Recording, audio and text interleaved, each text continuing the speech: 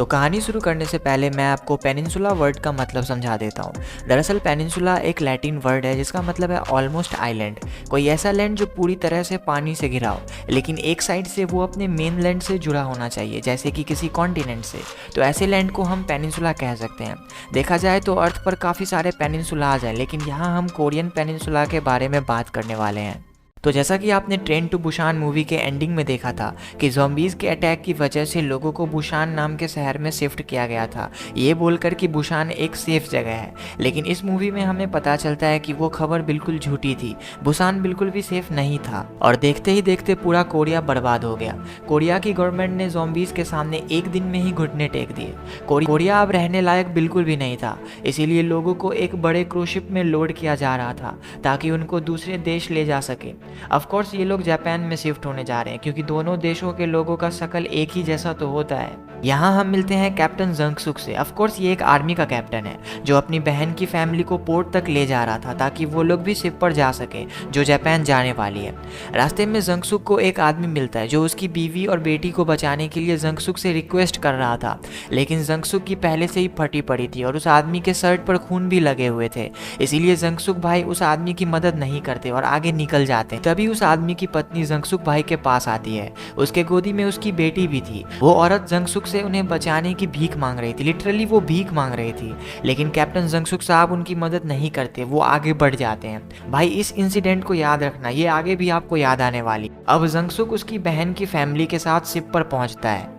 यहाँ इस शिप पर काफ़ी ज़्यादा लोग थे और ये शिप भी काफ़ी ज़्यादा बड़ी थी। ये शिप अब जापान के लिए निकल चुकी थी, लेकिन रास्ते में इस शिप ने अपना रास्ता मोड़ लिया। ऑफकोर्स शिप के कैप्टन ने रास्ता मोड़ा, ये कैप्टन जैक स्पैरो की ब्लैक पर्ल नहीं है जो खुद रास्ता मोड़ लेगी। अब ये शिप हांगकांग जाने वाली है। देखा जाए तो इसमें चौंकने वाली कोई बात नहीं है, चाइनीज़ की शक्ल भी कोरियंस जैसी ही तो होती है। जब ये बात जंगसुक भाई को पता चलती है तो भाई साहब अपने सीनियर से इसके बारे में पूछने जाते हैं, लेकिन यहाँ वो सीनियर ऑफिसर जंगसुक को अपने काम से काम रखने को कहते हैं और उसे कुछ भी नहीं बता। थोड़ी देर बाद इस शिप पर भौकाल मचता है जब उन्हीं लोगों में से एक इन्फेक्टेड निकलता है। वो शिप के लोगों को काट काट कर उन्हें भी ज़ॉम्बी बना देता है। इसी में जंगसुक भाई की बहन और उनका भांजा मारे जाते हैं, लेकिन जंगसुक भाई और उसका जीजा मतलब उसकी बहन का पति बच जाते हैं। थोड़ी ही देर में वो पूरा क्रूज शिप ज़ॉम्बी में तब्दील हो जाता है, जिस वजह से चाइना किसी भी रेफ्यूजी को एक्सेप्ट करने से मना कर देता है। अब हमें 4 साल बाद हांगकांग का सीन दिखाया जाता है जहाँ हम मिलते हैं जंगसुक भैया से।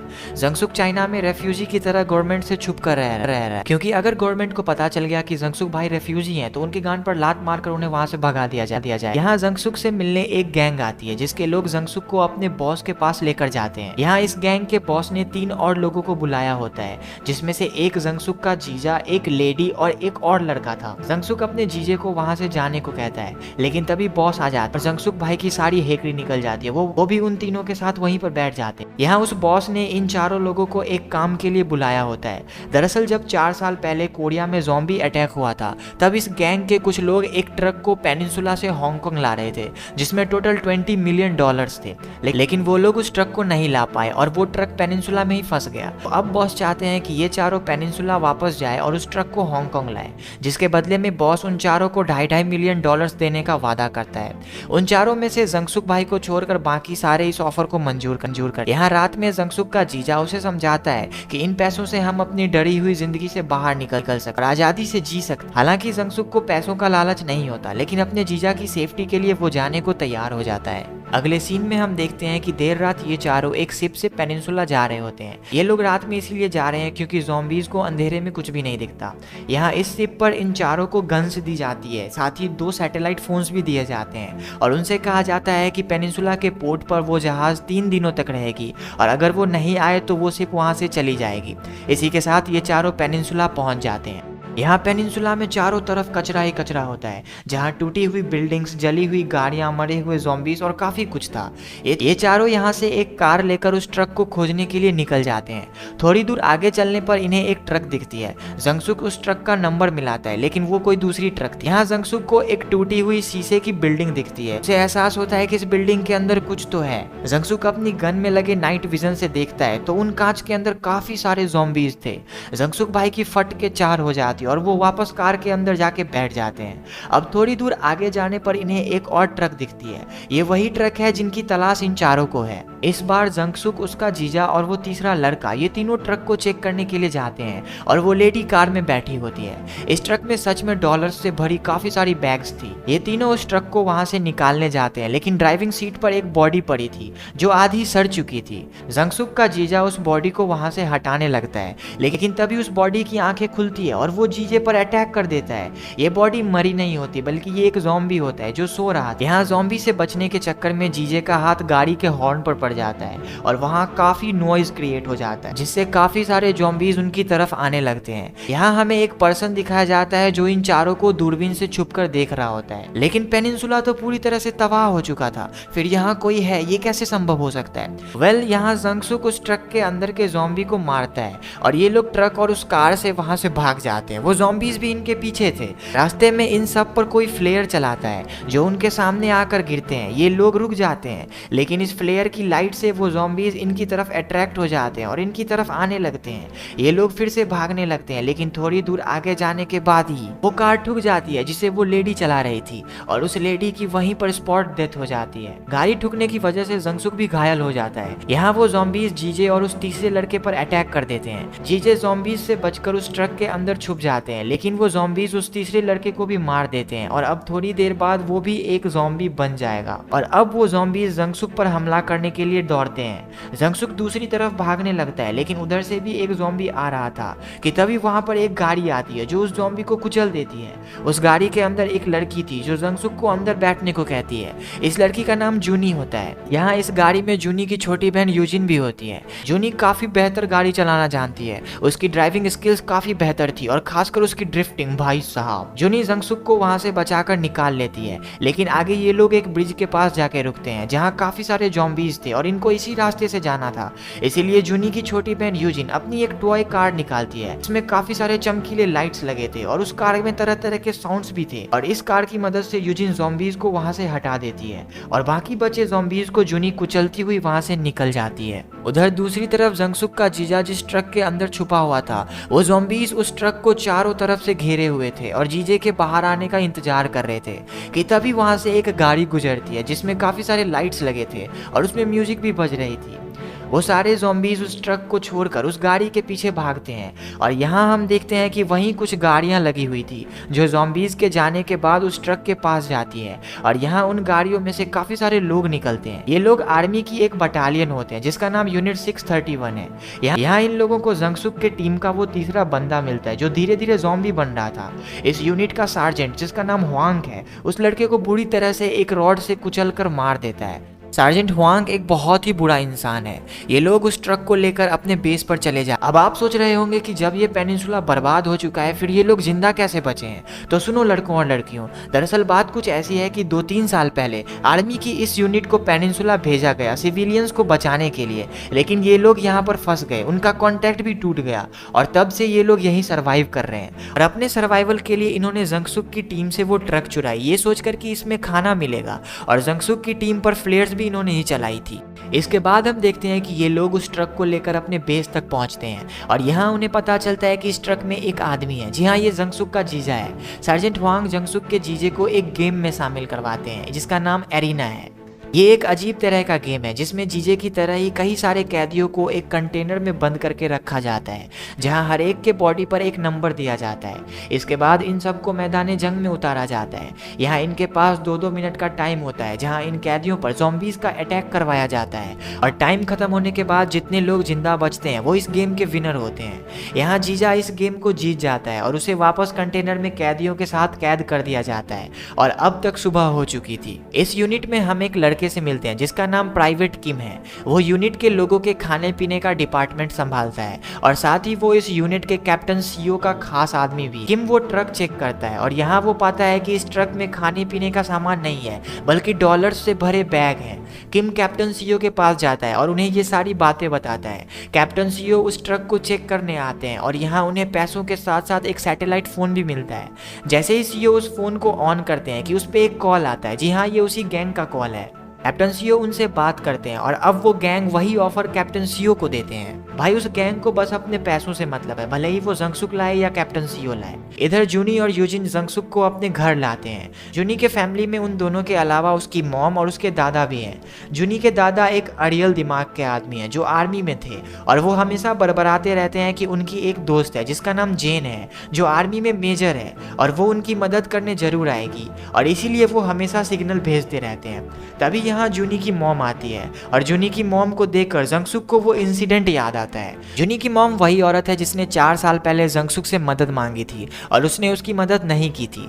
जूनी की मॉम का नाम मिनजुंग है। मिनजुंग और उसकी फैमिली 4 सालों से पेनिनसुला में सरवाइव कर रही है, और वो लोग यूनिट 639 को बिल्कुल भी पसंद नहीं करते।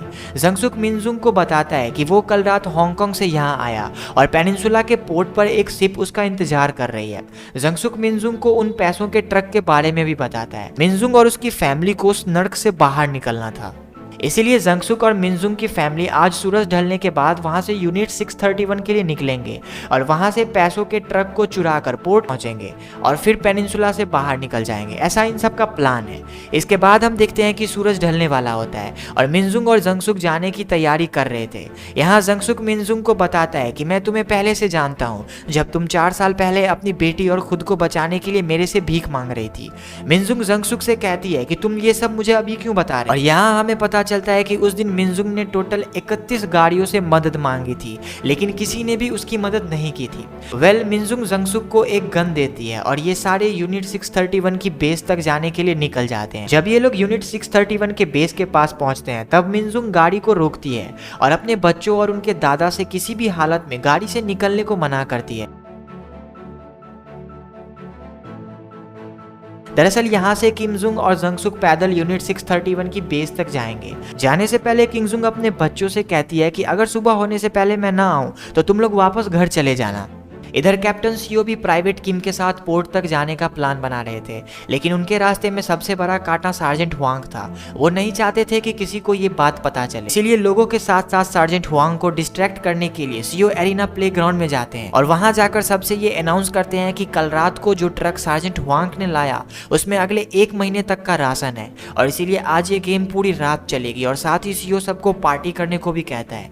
यहाँ सार्जेंट हुआंग को सीओ पर थोड़ा सा शक होता है। जब कैप्टन सीओ अपने रूम में जाते हैं तब वो देखते हैं कि सार्जेंट हुआंग पहले से ही उनके टेबल पर बैठा है और वहीं पर वो सैटेलाइट फोन भी होता है, लेकिन कैप्टन सीओ उस फोन को छुपा लेते हैं और सार्जेंट को बातों में उलझाने लगते हैं। लेकिन तभी प्राइवेट किम वहां आता है। सार्जेंट को इन दोनों पर शक होता है कि ये कुछ प्लान बना रहे हैं, लेकिन तभी सार्जेंट किम और सीओ से पूछता है क्या तुम दोनों वो हो? किम और सीओ कहते हैं हाँ हम दोनों वो हैं। अब भाई अगर तुम इस वो का मतलब समझ गए हो तो हैट्स ऑफ, अगर नहीं समझे हो तो पढ़ लो, स्क्रीन पर आ रहा होगा। हुआंग इन दोनों को वहीं छोड़कर चला जाता है। कैप्टन सीओ किम को ट्रक के पास जाने को कहते हैं और थोड़ी देर में वो भी वहां पर आने वाले हैं, लेकिन अब तक किमजुंग और जंगसुक बेस तक पहुंच चुके हैं। यहाँ किमजुंग जंगसुक से कहती है कि मेरी बेटियों ने तुम्हें बचाया है, इसीलिए टाइम आने पर मैं तुम्हें कुछ करने को कहूंगी और तुम्हें वो करना पड़ेगा।